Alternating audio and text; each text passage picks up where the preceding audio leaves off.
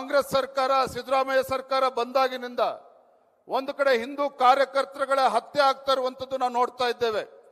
ಮತ್ತೊಂದು ಕಡೆ ದಲಿತರ ಹತ್ಯೆಯನ್ನು ಕೂಡ ಆಗ್ತಾ ಇರುವಂತದ್ದು ನಾವು ನೋಡ್ತಾ ಇದ್ದೇವೆ. ಇದೇ ದಕ್ಷಿಣ ಕನ್ನಡದಲ್ಲಿ ನಮ್ಮ ಕಾರ್ಯಕರ್ತರ ಹತ್ಯೆ ಆಯಿತು. ಅಲ್ಲೂ ಕೂಡ ಸುಹಾಸ್ ಶೆಟ್ಟಿ ಅವರ ಹತ್ಯೆ ಪ್ರಕರಣ ಆಯಿತು. ತದನಂತರದಲ್ಲಿ ಪಕ್ಕದ ಯಲ್ಲಾಪುರದಲ್ಲಿ ಒಬ್ಬ ದಲಿತ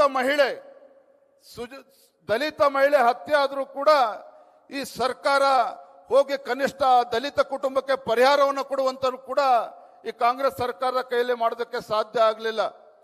ಅದೇ ರೀತಿ ಕೊಪ್ಪಳ ಜಿಲ್ಲೆನಲ್ಲಿ ಕೊಪ್ಪಳದಲ್ಲೂ ಕೂಡ ಗವಿಯಪ್ಪ ಒಬ್ಬ ಪರಿಶಿಷ್ಟ ಪಂಗಡಕ್ಕೆ ಸೇರಿರ್ತಕ್ಕಂಥ ಒಬ್ಬ ಹಿಂದೂ ಕಾರ್ಯಕರ್ತನ ಹತ್ಯೆ ಆಯಿತು. ಅಲ್ಲೂ ಕೂಡ ಇವರು ಸರ್ಕಾರ ಹೋಗಿ ಅವರಿಗೆ ಪರಿಹಾರವನ್ನು ಕೊಡೋದಕ್ಕೆ ಸಾಧ್ಯ ಆಗಲಿಲ್ಲ. ಒಟ್ಟಾರೆಯಾಗಿ ಹೇಳೋದಾದ್ರೆ ಈ ಕಾಂಗ್ರೆಸ್ ಸರ್ಕಾರ ಬಂದಾಗಿನಿಂದ ಕಾನೂನು ಸುವ್ಯವಸ್ಥೆ ಸಂಪೂರ್ಣವಾಗಿ ಹದಗೆಟ್ಟಿರುವಂಥದ್ದು. ಕಾಂಗ್ರೆಸ್ ಸರ್ಕಾರ ಸಿದ್ದರಾಮಯ್ಯ ಸರ್ಕಾರ ಬಂದಾಗಿನಿಂದ ಒಂದು ಕಡೆ ಹಿಂದೂ ಕಾರ್ಯಕರ್ತರುಗಳ ಹತ್ಯೆ ಆಗ್ತಾ ಇರುವಂತದ್ದು ನಾವು ನೋಡ್ತಾ ಇದ್ದೇವೆ. ಮತ್ತೊಂದು ಕಡೆ ದಲಿತರ ಹತ್ಯೆಯನ್ನು ಕೂಡ ಆಗ್ತಾ ಇರುವಂತದ್ದು ನಾವು ನೋಡ್ತಾ ಇದ್ದೇವೆ. ಇದೇ ದಕ್ಷಿಣ ಕನ್ನಡದಲ್ಲಿ ನಮ್ಮ ಕಾರ್ಯಕರ್ತರ ಹತ್ಯೆ ಆಯಿತು. ಅಲ್ಲೂ ಕೂಡ ಸುಹಾಸ್ ಶೆಟ್ಟಿ ಅವರ ಹತ್ಯೆ ಪ್ರಕರಣ ಆಯಿತು. ತದನಂತರದಲ್ಲಿ ಪಕ್ಕದ ಯಲ್ಲಾಪುರದಲ್ಲಿ ಒಬ್ಬ ದಲಿತ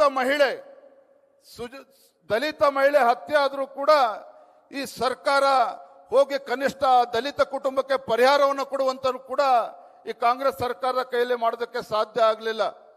ಅದೇ ರೀತಿ ಕೊಪ್ಪಳ ಜಿಲ್ಲೆನಲ್ಲಿ ಕೊಪ್ಪಳದಲ್ಲೂ ಕೂಡ ಗವಿಯಪ್ಪ ಒಬ್ಬ ಪರಿಶಿಷ್ಟ ಪಂಗಡಕ್ಕೆ ಸೇರಿರ್ತಕ್ಕಂಥ ಒಬ್ಬ ಹಿಂದೂ ಕಾರ್ಯಕರ್ತನ ಹತ್ಯೆ ಆಯಿತು. ಅಲ್ಲೂ ಕೂಡ ಇವರು ಸರ್ಕಾರ ಹೋಗಿ ಅವರಿಗೆ ಪರಿಹಾರವನ್ನು ಕೊಡೋದಕ್ಕೆ ಸಾಧ್ಯ ಆಗಲಿಲ್ಲ.